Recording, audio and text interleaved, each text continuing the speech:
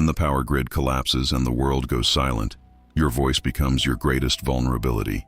Every shout, every radio transmission, every electronic ping could be the beacon that draws danger straight to your doorstep.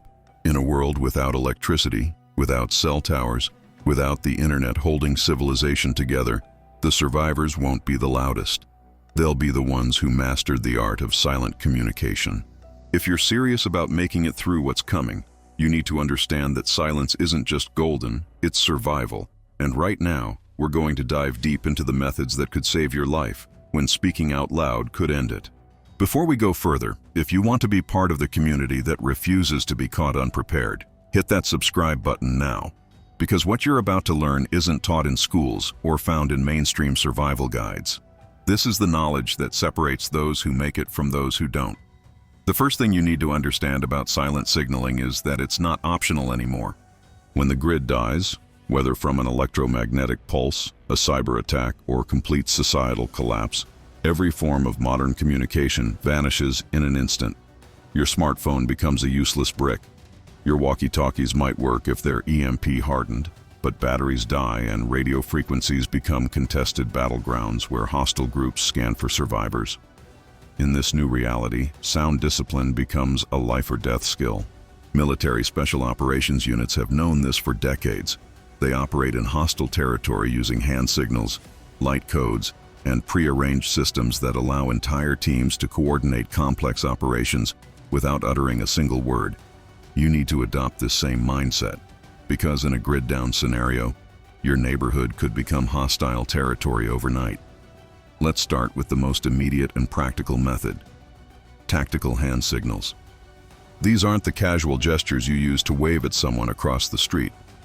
Military hand signals are a precise language developed through decades of combat experience, designed to communicate complex information instantly and silently. The beauty of hand signals is that they require no equipment, work in daylight, and can be learned by anyone willing to practice. The basic vocabulary includes signals for movement commands like stop, go, come here, and get down, but it extends far beyond that.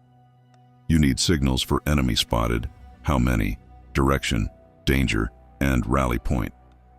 A closed fist held up means stop immediately. Everyone freezes.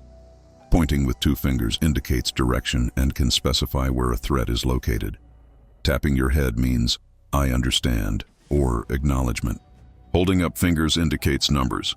How many hostiles? How many minutes? How many supplies? The key is standardization within your group. Everyone needs to know the same signals, practice them regularly, and be able to execute them under stress when adrenaline is pumping and every second counts. But hand signals have limitations. They require line of sight, which means they don't work through walls, in dense fog, at night, or when you're separated by terrain. This is where you need to expand your silent communication toolkit. One of the most versatile and often overlooked methods is the tactical whistle system. A quality whistle can be heard up to a mile away under the right conditions, yet it doesn't betray your position the way shouting does. The sound is sharp, directional, and can be mistaken for natural or mechanical sources. More importantly, whistle codes allow you to send specific messages. One sharp blast might mean, gather here. Two quick blasts could signal danger, take cover. Three long blasts might indicate emergency, need immediate help. The pattern and rhythm create the language. NATO and various military organizations use standardized whistle codes, but you can develop your own system tailored to your group's specific needs. Practice these codes until they become second nature. Because when you're separated from your team during a scavenging run, or when hostiles are approaching your perimeter, that whistle could be the difference between coordinated defense and chaos. When darkness falls and hand signals become useless, you need light-based communication methods that don't scream, "Here I am," to every threat within miles. Flashlight Morse code is your answer. Morse code has been used for over a century because it works. It's simple, standardized, and incredibly effective for transmitting information across distances. With a tactical flashlight equipped with a red or infrared filter to minimize visibility, you can send messages that are nearly impossible for anyone outside your direct line of transmission to detect. The basics of Morse code are straightforward. Dots are short flashes, dashes are longer flashes, and the combination creates letters and words. You don't need to memorize the entire alphabet immediately. Start with the most critical survival signals. SOS is 3 short, 3 long, 3 short, universally recognized as a distress call. Learn the letters that spell out essential words. OK, help, danger, come, go, stop. With just 20 minutes of practice daily, you can become proficient enough to send and receive basic tactical information. The infrared option is particularly valuable because it's invisible to the naked eye, but can be seen clearly through night vision devices, allowing your team to communicate while remaining completely hidden from anyone without the same technology. Beyond Morse code, you can develop your own simple light flash systems. 1 flash means all clear. 2 flashes mean hold position. 3 flashes signal abort mission, return to base. The simplicity is the strength. Under stress, complex codes break down, but simple patterns remain reliable. Always establish these codes before you need them, practice them in realistic conditions, and never assume everyone remembers without regular drilling. The flashlight method works at impressive distances, especially in darkness or low light conditions. A focused beam can be seen across valleys, through windows, between buildings, allowing you to coordinate movements across your compound or neighborhood without alerting everyone to your presence. Now let's talk about something most preppers completely overlook: sound stones and tapping codes. This ancient method requires nothing but rocks, sticks, or any hard objects that can produce distinct sounds. The principle is devastatingly simple but remarkably effective. Establish a code where different numbers of taps mean different things, similar to whistle codes but silent enough that they won't travel beyond your immediate area. 1 tap on a wall, tree, or rock means I'm here. 2 taps mean danger nearby. 3 taps signal all clear. 4 taps indicate need help. This system works through walls, around corners, and in situations where visual signals fail completely.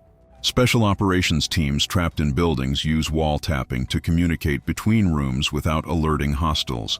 You can use this method to signal between floors of your fortified location, through basement walls, or across short distances where even whispers might be too loud. The sound carries through solid structures better than air, making it perfect for urban survival scenarios where you're operating inside damaged buildings or underground spaces. Visual marker systems represent another critical component of silent communication that requires pre-planning, but pays massive dividends when implemented correctly. These are pre-arranged signals using physical objects that convey specific messages to your team without requiring real-time interaction. Think about scouts in hostile territory who can't risk direct communication. They leave signs for those following behind. A rock placed on top of a fence post might mean safe route this way. 3 stones stacked in a cairn could indicate danger, avoid this area. A piece of cloth tied to a branch in a specific color or pattern signals supplies cached here or meet at secondary location. The key is establishing these markers as a language your group understands but appears random or natural to outsiders. Native American scouts perfected these techniques centuries ago, using broken twigs, disturbed earth, and arranged stones to convey complex information about enemy movements, water sources, and safe paths. You can adapt these methods to modern survival scenarios. Chalk marks on walls, strategic placement of common objects, even arranged debris can become your silent communication network. The advantage is persistence. These markers remain in place, continuously broadcasting their message until removed, allowing team members operating on different schedules or routes to receive critical information without ever making contact. Let's address something that could become your most valuable silent communication tool in a prolonged grid-down scenario: trained animal signals. Dogs, specifically, can be trained to perform specific behaviors that convey messages to other members of your group. A dog returning to your location and sitting means, "Come now, urgent." A dog returning and lying down might signal, "Danger, stay put." A dog barking in a specific pattern, while not silent, creates plausible deniability. It's just a dog being a dog to any observers. But to your trained group members, that pattern conveys precise tactical information. Working dogs in military and law enforcement contexts already perform variations of these tasks.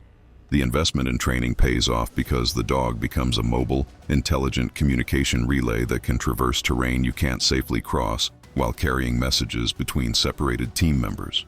Beyond dogs, carrier pigeons remain viable in grid-down scenarios for longer-distance communication. Yes, pigeons, the same birds that delivered messages through both world wars with remarkable success rates. They require minimal resources to maintain, can travel dozens of miles back to their home loft, and carry written messages that can't be intercepted by radio scanning. While not instant communication, they're reliable and completely off-grid.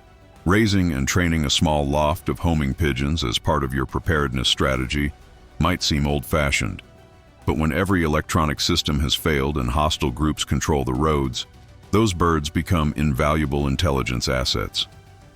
We need to talk about something that most survival guides ignore, but could save your life: prearranged, time-based signals. These don't require real-time communication at all. They rely on synchronized planning and discipline. Your group establishes that specific actions happen at specific times, creating a communication system based purely on adherence to the plan.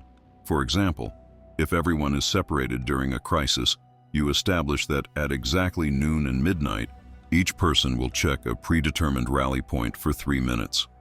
No signal needed. The timing is the signal. Or you establish that if a team member hasn't returned within a specific time window, the emergency contingency automatically activates. This removes the need for communication in many scenarios because the plan itself becomes the message. Elite military units operate this way during radio silence operations. Everyone knows the schedule, everyone follows the protocol, and coordination happens without a single word exchanged. For this to work in your survival group, you need precision watches or synchronized timepieces, detailed planning, and iron discipline to follow through regardless of circumstances. But once established, it creates an invisible coordination network that hostile forces can't detect or intercept because there's nothing to detect. Just people following a predetermined schedule that exists only in their synchronized minds. Mirror signaling deserves serious attention as a daylight communication method that works over astonishing distances. A simple signal mirror, or even a piece of broken glass or polished metal, can flash reflected sunlight that's visible for miles, 10 miles or more under optimal conditions. Native American tribes, military scouts, and naval forces have used heliograph signaling for generations because it's fast, requires no power source, and can't be easily traced to its origin point. The technique is straightforward, but requires practice. You aim the reflected sunlight at your target by using your hand or the mirror's sighting device to create a reference point, then flash the beam in patterns. Simple codes work best. Series of short and long flashes following Morse code principles, or prearranged patterns that mean specific things to your group. 3 quick flashes might mean enemy approaching from the south. 5 long flashes could signal, all clear, come to my position. The beauty of mirror signals is their simplicity and range. You can communicate across valleys, between hilltops, or across open terrain where other methods fail. The downside is they only work in sunlight and can potentially alert anyone watching, so you use them strategically, targeting your specific recipient rather than broadcasting in all directions. Now we get into something that requires more preparation, but creates unbreakable silent communication. Dead drop systems. This Cold War espionage technique remains one of the most secure methods for exchanging information without direct contact.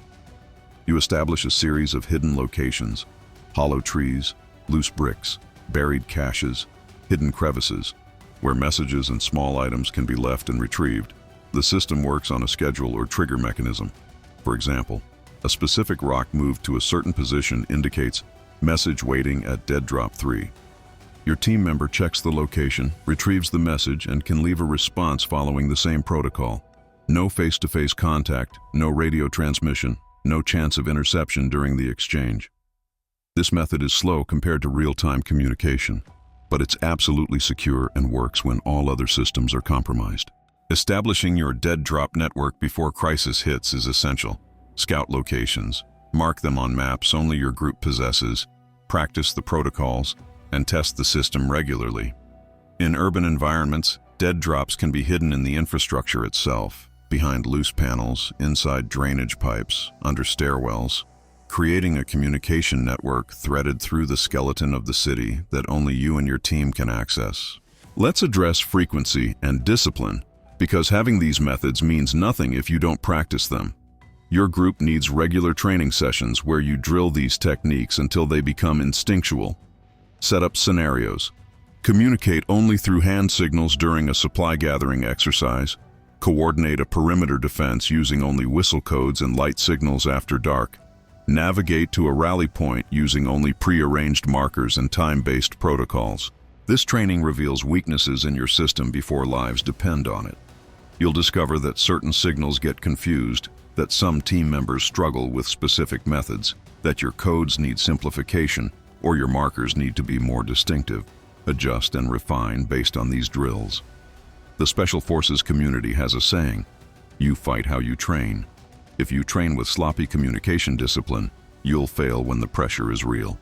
But if you drill these silent methods until they're second nature, your team will coordinate like a professional tactical unit, even when the world has gone dark and everyone else is screaming into the void. Security protocols around your silent communication systems are paramount. If hostile groups discover your codes, your entire advantage evaporates. This means your signals, markers, and methods should appear natural or random to outsiders. Your hand signals should look like casual gestures. Your whistle patterns could be mistaken for bird calls or mechanical sounds. Your visual markers should blend into the environment. Never write down complete code systems where they could be discovered. Compartmentalize the knowledge across your group, with no single document revealing everything. Change codes periodically, especially if you suspect compromise. Establish duress signals, a specific gesture, sound pattern, or marker that means "I'm being watched," or "I've been captured, and this is a trap." This prevents hostile forces from using captured team members to lure others into ambushes. A duress signal might be as simple as wearing your hat backward or including a specific word in a message that normally wouldn't appear. Your team knows that signal means abort all contact and activate security protocols. The psychological dimension of silent communication can't be ignored. Operating in complete silence, especially under stress, goes against human nature. We're social creatures who find comfort in voices and verbal reassurance. Training yourself and your team to remain silent during crisis situations requires mental conditioning. Practice stress inoculation. Conduct drills under increasingly difficult conditions with time pressure, physical exhaustion, and simulated threats. The goal is reaching a mental state where silence feels normal, where communicating through gestures and signals becomes as natural as speaking. This psychological preparation prevents panic-induced mistakes like someone shouting at a critical moment or teams breaking communication discipline because the silence feels wrong. Elite units spend months developing this discipline. Your survival group should dedicate serious time to building the same capability, because when armed raiders are searching your neighborhood or when you're moving through hostile territory, one panicked shout could get everyone killed. Integration of multiple methods creates redundancy and flexibility. You never rely on a single communication system because circumstances change rapidly in survival scenarios. Maybe you're using hand signals during daylight movement, but when you need to cross a river and lose visual contact, you switch to prearranged whistle codes. When night falls and you're separated, flashlight Morse becomes primary. If you're forced into a building and can't risk light or sound that might escape, you fall back to tapping codes through walls. This layered approach means you always have options regardless of conditions. Your training should emphasize smooth transitions between methods. Your team should be able to switch from one system to another instantly as tactical situations change, maintaining coordination without missing a beat. Range considerations matter significantly. Hand signals work up to a few hundred feet in clear conditions. Whistle codes reach a quarter to half mile depending on terrain and weather. Flashlight signals can span miles in darkness. Mirror signals work across 10 miles or more in daylight. Understanding these ranges helps you choose the right method for your situation and plan your operations accordingly. If your group is defending a compound with a perimeter stretching half a mile, whistle codes and light signals form your primary communication network. If you're conducting a long-range reconnaissance or scavenging operation spanning several miles, You might rely on dead drops and time-based protocols with mirror signals for emergency communication. Match your method to your mission parameters and always have backup systems ready when primary methods fail. Environmental adaptation is critical.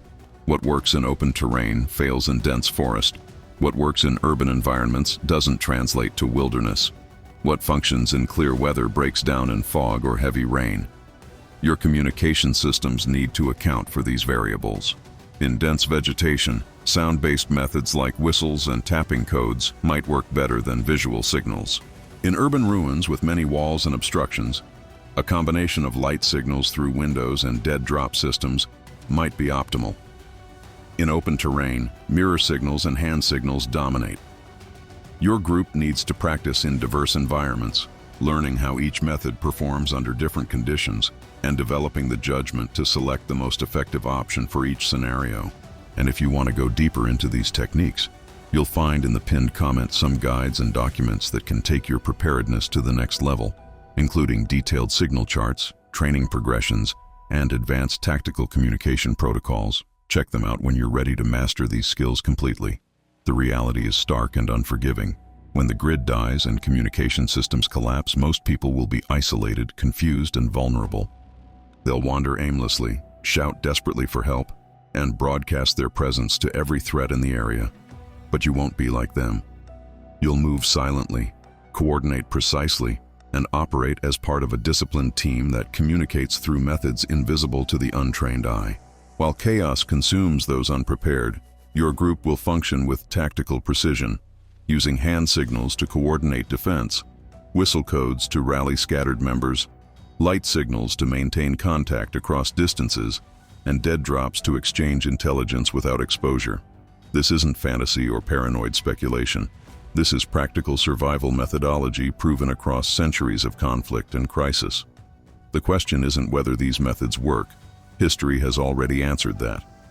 The question is whether you'll invest the time to learn them before you need them. Because when the power goes out and stays out, when your phone becomes useless and your radios go silent, these skills will separate those who survive from those who don't. Train now. Practice relentlessly.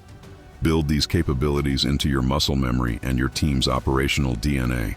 Because when the world goes dark and silent, the survivors won't be the ones still trying to figure it out. They'll be the ones who prepared, who trained, and who mastered the art of silent communication when it still seemed like an optional skill instead of a life or death necessity.